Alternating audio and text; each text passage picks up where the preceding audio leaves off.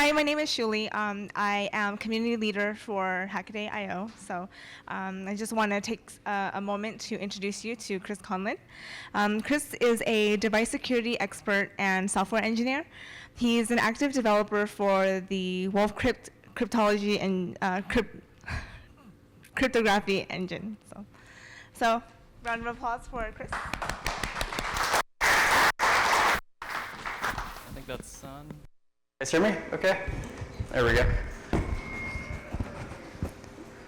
All right, so like I was introduced, I'm a software engineer with Wolf SSL. We specialize in SSL, TLS, cryptography, and related products and protocols. So today, thanks for coming to this session. The goal of it is kind of to give you a higher level introduction to the fundamentals of device security. I know the knowledge ranges really between attendees on their level of detail in security aspects and protocols. So this will cover some of the basic ones. It'll give you a good foundation to grow your own knowledge, and then hopefully help you to make more secure devices in the future. So from what we've seen, there's really 3 or 4 main key areas that we think are important to focus on for device security. The first one being the network. So this is data in motion. The second one being storage, or data at rest on your device. And the third one being firmware. So how are you updating your firmware? Are you protecting that and making it secure against malicious attackers loading their own firmware on your device? And then the fourth element is a little bit separate from the first 3 key areas, but it's cryptography, and it sits underneath all of those top 3. So the first section we'll talk about is the network, or data in motion, data in transit. So there's 3 top security goals that we have to keep in mind that we're trying to accomplish here. The first one is you would like to have privacy. This prevents against someone eavesdropping on your connection. The second thing that we're trying to accomplish is authentication. So this is going to prevent against someone impersonating one or both sides of your connection, either to your client or your server device. And then the third one is integrity. This is going to prevent against data being modified in transit. So your client is sending the data you think it's sending, or it's receiving the data that has been meant to be sent to it. And there's several different protocols or methodologies we can use to accomplish these goals.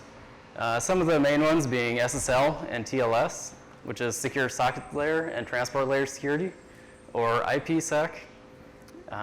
The difference between those two are really where they sit in the network stack. So SSL sits between the application and transport layers, whereas IPsec sits lower at the network level.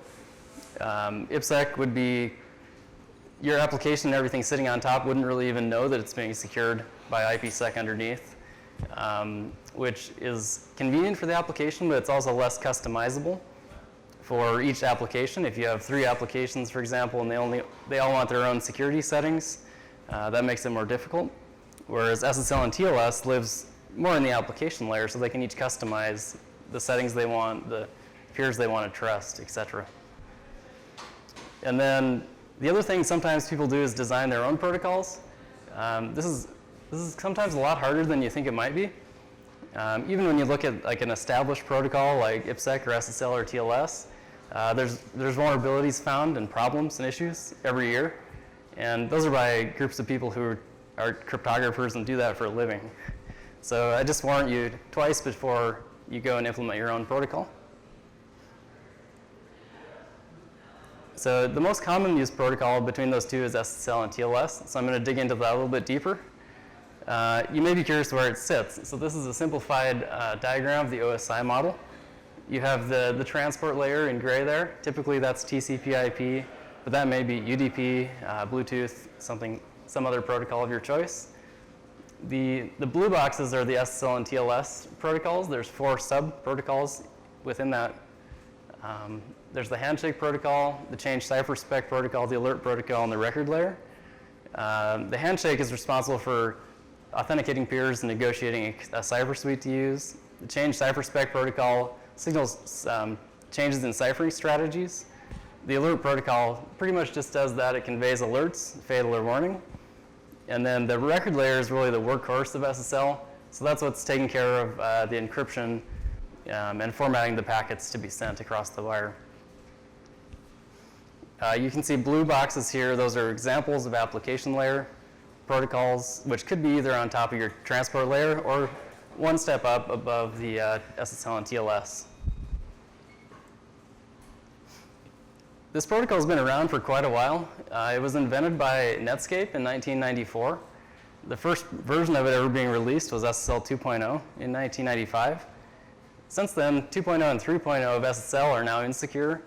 In 1999, it switched names to TLS, or Transport Layer Security, and that now has gone through 3 revisions, 1.0, 1.1, and 1.2. 1.3 is currently in the works. The TLS working group is working on finalizing the specification, or RFC. And the time frame for that's kind of up in the air. We thought it was going to be done the end of last year, but it's still not done. So someday that will come. There's some experimental support in browsers like Chrome and Firefox. If you get their development version or their development branch, you can have early implementation of TLS 1.3. And then DTLS is datagram TLS. This is TLS designed to be run over unreliable protocols like UDP. And then this is just a glimpse of a RFC, which defines these SSL and TLS and DTLS protocols. So as a protocol, it uses cryptography underneath. And it uses different types of cryptography and puts them together. And so it uses hash functions like MD5, SHA-1, SHA-256, blocker stream ciphers like AES, triple DES, SHA-20, and then public key functions like RSA or ECC. And it puts these into what's called a cipher suite, which is pretty much just a string representation of what algorithms you're going to be using in that connection. So if you've ever configured a web server with SSL support or a client connecting to a server supporting TLS, you probably dealt with something that looks somewhat similar to this.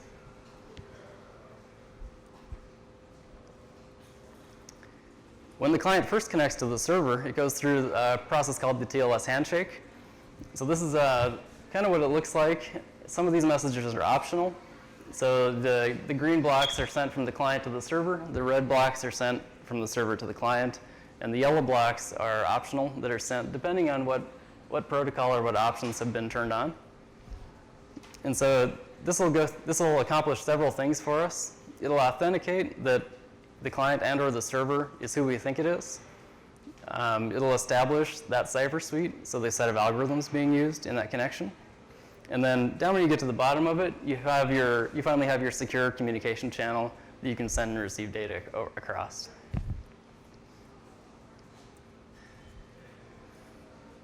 In addition to cryptography, the second big thing it provides is authentication. This is done using X509 certificates and public key cryptography. So one or both sides of the connection has a public and private key pair. This would be generated using an algorithm like RSA or ECC. And in TLS, the public key is wrapped in what's called an X509 certificate. This is signed by a trusted third party called a CA, or certificate authority. And these certificates come in different types of formatting and encoding. The two most popular being PEM, or Privacy Enhanced Electronic Mail, and DIR. PEM is a base 64 encoded representation. An example you can see here. DIR just being a binary representation or binary encoding. And there's some others that you might see, like PKCS7, excuse me, or PKCS12. PKCS7 is used for signing and encrypting data. PKCS12 is a bundle of certificates and keys.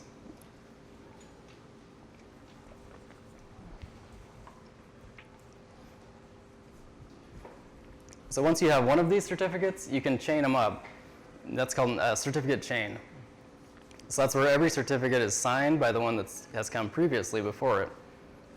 And when you finally reach the top, that's called the root CA, which is the one you would want to load into your client if you were connecting to a secure server to correctly authenticate that server. This is an example of one of those chains. So this is for Google. You can see the Google server certificate is in blue here. There's 2 intermediate CAs, finally signed by the root certificate authority, the Equifax Secure CA.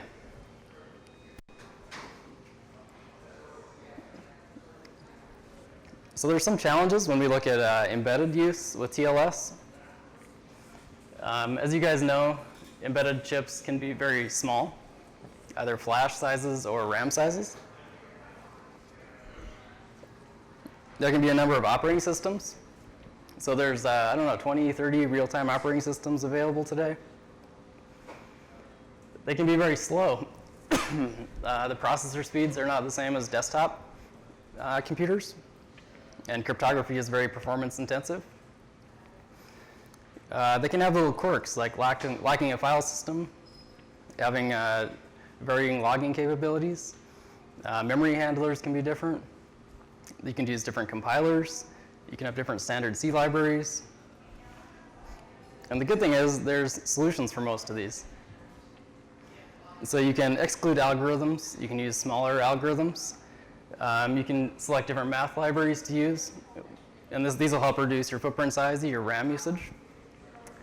Some math libraries use more stacks, some use more heap.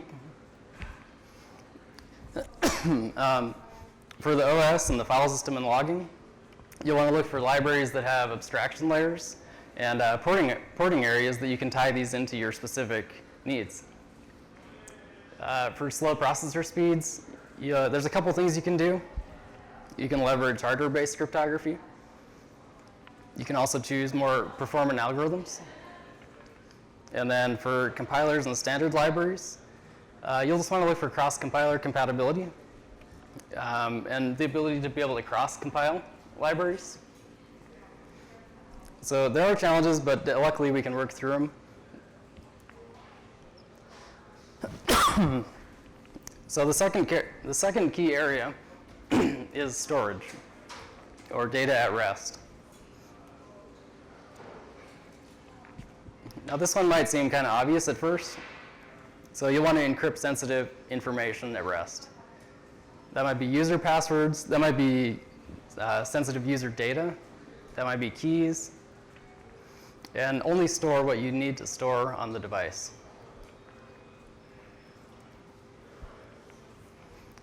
So the security of your system really depends on the security of your private key. So there's a couple ways you can handle provisioning that private key to your device. You can embed it in your firmware from the factory. You can transfer that from to your embedded device from a remote key server somewhere. Or another option is generate that on the fly on your device itself. So like upon first boot, you generate your keys.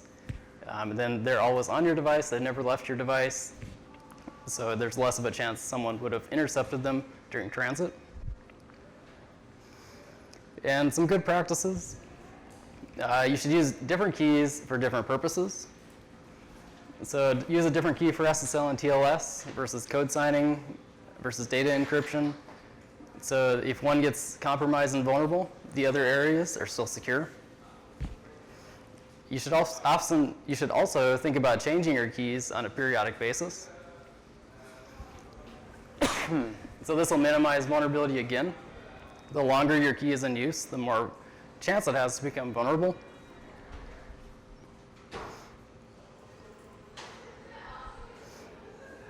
And then how do you store your keys securely?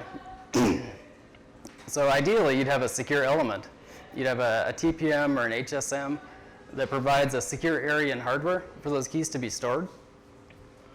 There's some cool advancements that's been happening. Atmel has a new AT 508, an ECC 508 processor that has secure storage and ECDH and ECDSA cryptography in the chip. But what if you don't have this secure element? There's a couple other options that you can do. So these are just a few. If your device is attended, you could require user input to decrypt those keys to then proceed to use them.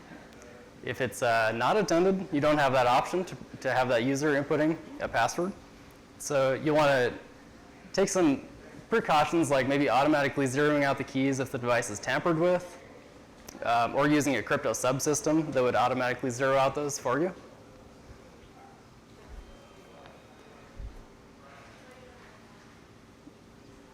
So that brings me to my third key point, is firmware updates. So traditionally, a firmware server sends a firmware bundle down and gets applied to a device. So that works great, but how do we prevent against this attacker sending a malicious bundle down and getting applied to our device? How many of you guys have worked on a problem like this before? A couple?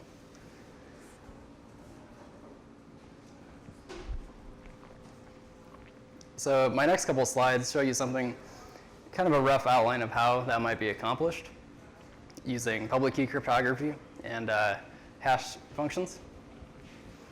So on your server side, you would need to generate a key pair using RSA or ECC or another public key algorithm. You would have your firmware and you'd take a hash of that using a hash function. In this example, it's SHA-256. That will give you H hash. You'll then do an RSA private encrypt operation. So this is taking your private key using RSA to generate a signature.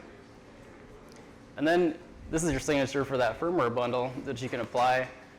And now that's going to be sent to your client. So on the client side, this gets sent over. Your client's going to kind of undo those steps and do a verify operation. So it'll take its own hash of the firmware. It needs a way to get the public key from the server, or have already been transferred that key. You'll do an RSA public decrypt, or the RSA is here as an example. This could be ECC or something else. On that signature, using the public key, that'll give you the original hash we generated on the previous slide. If these hashes are the same, we can be relatively confident that that came from who generated that original hash, and we could continue to apply this to our device. So sure, that seems to make sense, but another issue is how do you get the firmware bundle to your device securely? Sometimes people send that just over a plain text, like a TCP connection or something. But it's a little bit more robust if that's secured somehow, that transport of that. So one thing that we've kind of thought a little bit about, and I have a little bit, is using MQTT as the secure transport of that bundle. MQTT is a message queuing technology. It's a publish-subscribe framework. So this is a simple diagram of kind of how an MQTT setup would work. So we have our firmware server, we have an MQTT broker, and these are our end devices, which would also be acting as MQTT clients. The clients subscribe to a thread or a topic. So for example, like if I had an iPhone, there could be an iPhone 6 update thread or topic. My server is publishing then to that topic.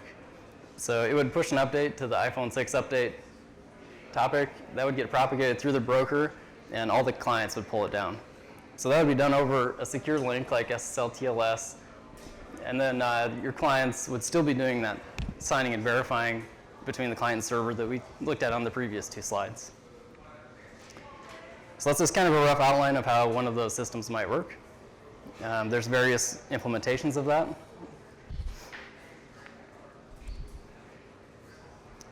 So the fourth section now is going to kind of apply to all the three that we just talked about. So that's cryptography.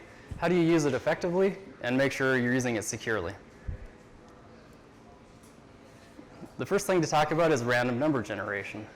So just like I said, the private keys are kind of important for the rest of the security of your system. Your whole crypto system security, or at least part of it, is dependent on true random numbers. So you need to generate true randomness, but that can be very hard on an embedded device, especially when you don't have a lot going on. I've seen a lot of ways that people have done it badly or poorly. Sometimes people forget to take test code out, or they just code a constant number to return as their random number, which has zero randomness. I've seen people use clock source, which might seem random, but if you think about it, the time that you power or reset your device to the time where you get to that same point in your code where you're doing a crypto operation is probably somewhat fairly constant. There's not a lot of randomness in that. Some people also try to use hardware serial numbers, MAC numbers, which may seem kind of random, but they're probably predictable if you can figure out the sequence of device manufacturing.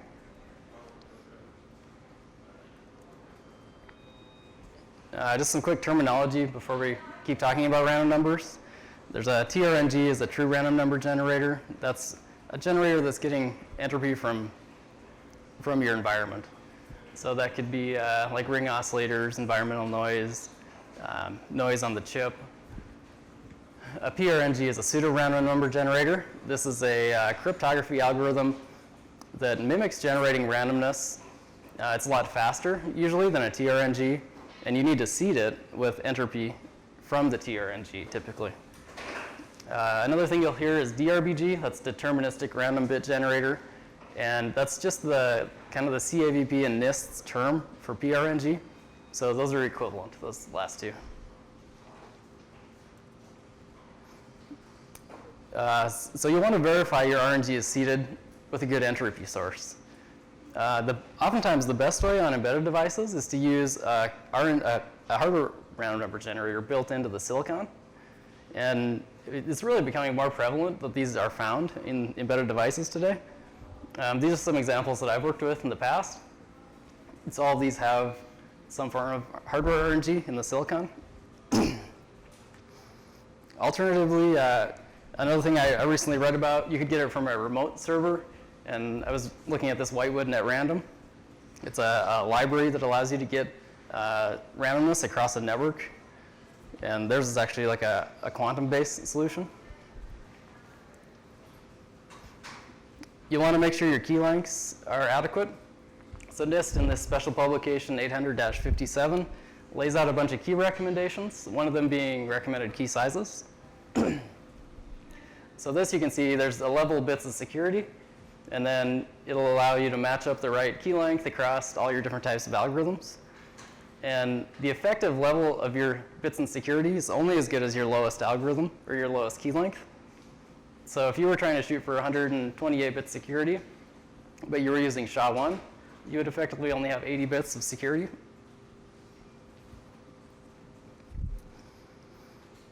Another kind of cool reference is this keylength.com. It gives you recommended key sizes across all these different working groups or organizations. Sometimes that can change depending on what area of the world you're in.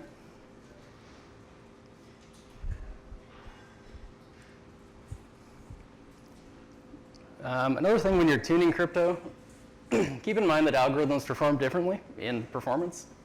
So here you can see the HC128 stream cipher is way faster than ARC4 is the next stream cipher on this graph. Or AES is faster than triple DES, for example. So on an embedded device where your processors are not quite as fast as you might expect in an enterprise environment, choices here make a pretty big difference. You want to still use secure algorithms. Some of these are known as weak ciphers or weak algorithms, like ARC4 or RC4 is not recommended to use any longer. And again, now many vendors are offering this in silicon. So typically you'll find block ciphers and hash functions in many of the processors and chips from some of these companies. These are some examples of those that you might typically find in silicon. So AES, DES, triple DES, MD5, SHA-1, SHA-2. And performance also varies. Like I was mentioning, the hardware is a lot faster, usually 3 to 10 times faster than software crypto. So this is a benchmark I did on a Microchip PIC32 MZ platform. Here the blue is software cryptography done in, this was in our crypto library, and then the red is the hardware crypto being done. And then here I also did it again. This is on an NXP, previously Freescale K60.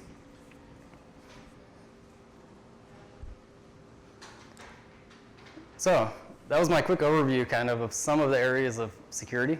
Security is a huge, broad field. And so it's good to start out with an overview and then kind of drill down into specific areas if you have interest in them. So this is my key takeaways for you guys for today. Use a secure protocol like SSL and TLS for data in transit. Don't use plain text. Custom protocol design is hard. I encourage you not to try to design your own protocols unless you have a very strong backing in cryptography and security. Encrypt important data at rest, and be concerned where your keys are stored and how they're stored. Use hardware key storage when you can. The options are getting cheaper and much more plentiful. Prefer using stronger key lengths, and reference some of those things that those bodies have already put together for you as a guidance. Firmware updates do pose a real attack vector. We don't want someone taking control of our devices just by flashing a different firmware to the device, if it's not intended. Sign in and encrypt the updates, and think about how you're transferring them from the client to the server, or from the server to the client. Use true randomness to seed your crypto algorithms. Use secure cryptography, and keep an eye on how the vulnerabilities are coming out over the years. You want to be able the flexibility to change from one algorithm to the other if something becomes vulnerable. Don't be afraid to ask an expert. There's a lot of people who do this for a living in all these different types of areas. It's a very complex field, and there's plenty of people to help. And then most importantly, have fun doing it. I know sometimes it's kind of a looming topic that it's hard to approach, but it really just takes a little time to dig in. So that's all I have for you today. Thanks for listening, and again for coming.